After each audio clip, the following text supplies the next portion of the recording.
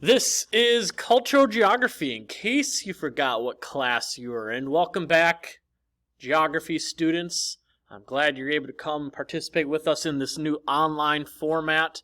Hopefully you guys will be able to understand everything that's going on, be able to do the material that's requested of you. A couple quick things for some of you to note. Any of you who are doing honors geography, don't worry about doing the extra material thanks to what's going on lately. Of course, we need to find ways to cut back, so you won't need to worry about doing the extra honors homework or the fourth quarter project.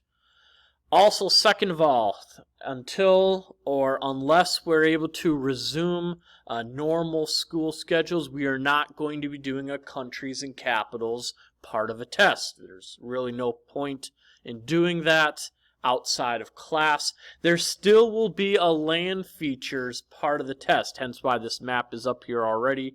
So we will be working on that right now, but there will not be a countries and capitals part to the test anymore. So let's go through these. We'll mention the land features. Remember, they're designated by the capital letters. Ignore the numbers. We'll learn about the countries individually as we go through them. But letter A, we have located here. By the way, we are in the Middle East. Letter A is the Red Sea.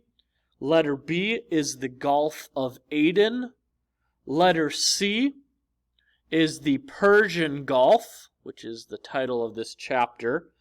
Letter D is the Rub al-Khali, located in the southern part of Saudi Arabia. Letter E is the important city of Mecca. Letter F is the city of Medina or Medina, whichever way you choose to say it, fine by me. But know that Mecca is down here, Medina is located up here. Letter G is the Euphrates River, located in Iraq. And then letter H is the Tigris River, located just to the north of it. Remember, Euphrates is to the south, the Tigris is to the north. Letter I is the Zagros Mountains, located in the country of Iran, located down here. And then letter J, the Elburz Mountains, are located in northern Iran. If you want to have more detailed information as to where these land features are located, please refer to page 415 in your textbook to see the map.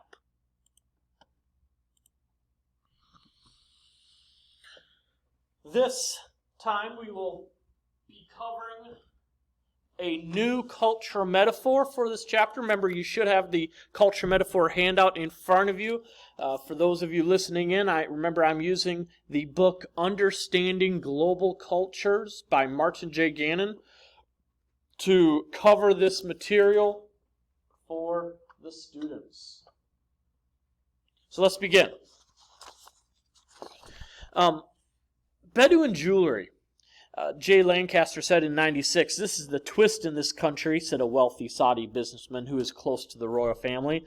"The government is pushing toward modernization and the culture is going backwards." The picture you see below is an example of typical Bedouin jewelry. Saudi Arabia is confronting the tension between the traditional and modern beliefs, values, and lifestyles. The Saudi royal family is the official protectors of the holy Muslim shrines at Mecca and Medina. The religious police routinely punish women they deem immodest or merchants who do not close their shops during the 5 daily prayer periods. No religion besides Islam may be practiced in public.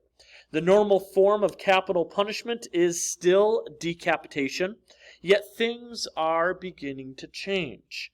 More than half the population is under 20 years of age, 40% are under 15. With such a large generation arising, most will probably prefer to accept modernization than to remain in tradition. There are those who live in the cities, and then those who live in the deserts. They are called Bedouins. The Bedouins of Saudi Arabia have made the desert their home. The word Bedouin means desert dweller, and have been able to adapt themselves to the harsh climate conditions. Their camps move often, usually every couple weeks, because the deserts provide scarce food for the Bedouins' livestock. Each camp has about 10 tents with families for each. They have a strict code of honor. For example, camel raiding has been a traditional pursuit of Bedouin men, but there are rules for how it should be done. First of all, the hostility must be explicitly declared. Using the element of surprise is shameful. Therefore, raiding is not done at night. Second, no women or children are allowed to be harmed. Third, sunrise raids are fair so that victims have more chance to track and retrieve their camels before nightfall. Breaking these rules brings shame to the perpetrators, severely tarnishing their honor. And as we just said, they have a strict code of honor. They are known for their great generosity. A guest, even a stranger, will be fed and housed for 3 days. They will make sure their guest is fed more than he can eat. Loyalty goes first to the extended family. Combining protection and work, Bedouins need the family. The family needs to be large enough for safety, yet small enough for survival in the desert. With a culture where they are constantly on the move, the home is viewed as the people, not the place. Silver Bedouin jewelry is one of the few art forms of the desert dwellers. It is more than adornment. It signifies a woman's personal wealth. They receive their first jewel as part of their dowry, and they gain more and more as time goes along.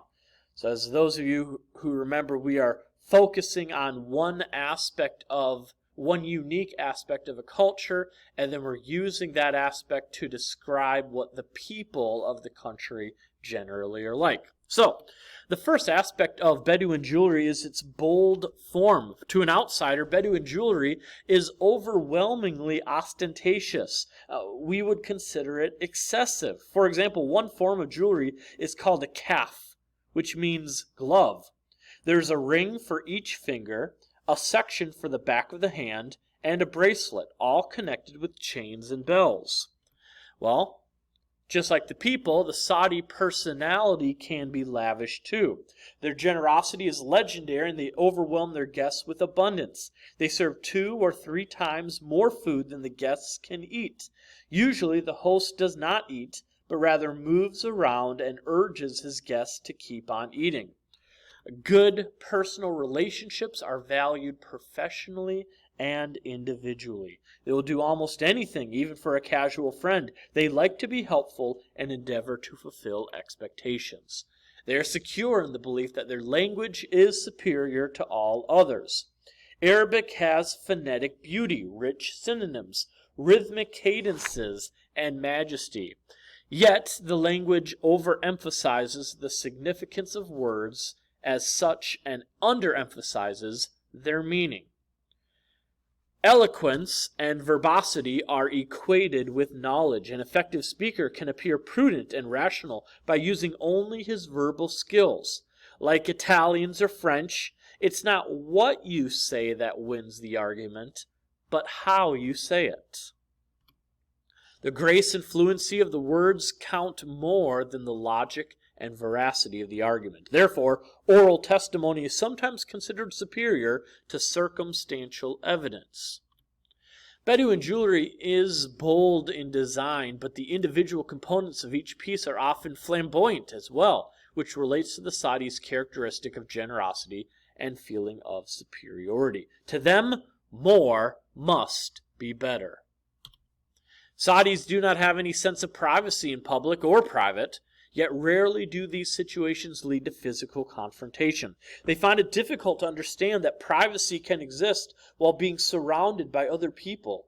Lack of privacy zones explains their aggressive behavior at accidents, where Saudis surround the scene, yell advice, shake their fists, even if they didn't even witness the accident.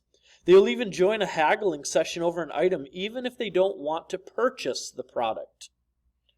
They nonchalantly cut off other drivers, perhaps because they believe no one has a right to claim the public space into which they are about to enter. Yet there is very little violence inside Saudi Arabia. The country also does not invade other countries, although it does engage in strong rhetoric. They prefer to mediate conflicts. They willingly make concessions and expect others to reciprocate. In fact, the Arabic word closest to privacy literally means loneliness. They believe that friends should see each other often, even dropping in uninvited.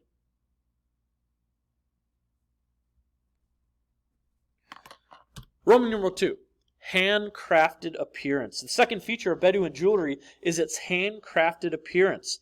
While some of the jewelry shows intricate and precise workmanship, other pieces can be crude and casually made. Just as Saudis look at Bedouins in two ways, one where they are riffraffs and a problem in society, but also they might see them in an inspiring way, like knights in shining armor or cowboys in other cultures. Saudis believe in fate, where people have little control over their lives. Traditionally, they have felt subjugated to nature, but economic advancement has meant leaping ahead to mastery over nature. Today, Saudis have plants that process drinking water, irrigation systems water crops, and drilling equipment extracts oil and natural gas. Their culture is characterized in which people, events, and ideas flow spontaneously within the moment. To them, being is more important than doing, and the future is not nearly as important as the past and the present. They live for today because fate and Allah are in charge of the future. Similar mentality to the sub-Saharan Africans. Time is considered loose and fluid rather than compartmentalized. Events do not have definite beginnings and endings. Schedules are not as important as people. Guests may be kept waiting. Deadlines are often missed and appointments are broken. They are polychronic, which means they are able to carry on many activities simultaneously. For example, several customers may be helped at the same time, or different business negotiations might be managed at once in the same office. Roman numeral 3, traditional design. The Bedouin favor traditional styles of jewelry that are decorative and valuable. Styles worn today were worn thousands of years ago. In Saudi culture, living with the extended family is the norm. They may not all be in the same house, but they will all be nearby. These families form clans and tribes, and then finally the nation that is the order of their loyalties as well. Like a piece of Bedouin jewelry that has several different components, the country has distinct segments too. Family is paramount. Familial involvement is welcomed as support, and loyalty to family takes precedence over work or friends. In the workplace, relatives receive preferential consideration in hiring and promotion opportunities. Families never leave a member in need. There are no daycares or nursing homes. Children are raised by parents or other family members. Because of this background, people cannot comfortably live alone. Honor and shame are major features of modern Saudi culture. Members of this culture prefer fitting in harmoniously and saving face. Honor can be lost through stinginess, poor treatment of the old and weak, being passed over for special favors, or even yielding in traffic, and more. Shame is a factor in Saudi generosity. Hospitality is provided to add to the giver's reputation, not necessarily to benefit the recipient. Another cohesive force in Saudi culture is marriage. Marriages are usually chosen by elder family members. Although rarely invoked, both the man and woman have the right to refuse one another. In fact, marriage to first or second cousins is common because there are benefits by keeping money and people in the family. Most marriages take place before age 20, and new couples usually live with the husband's family.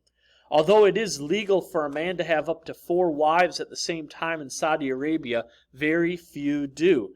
They understand the old Arabic proverb well, a man between 2 women is like a lamb between 2 wolves. Religion is like the hemp that draws all the parts of a Bedouin necklace together. Almost all Saudis are Muslims, and almost all aspects of life are influenced by their religion. The king is their religious leader. The Quran is the framework for running the country. Power is distributed unequally as the less powerful citizens accept the authority of the more powerful. They are also a high context culture, which means that only a small amount of information must be explicitly stated for understanding to occur, because so much information is implicit. So we have time for today. Be good, do good.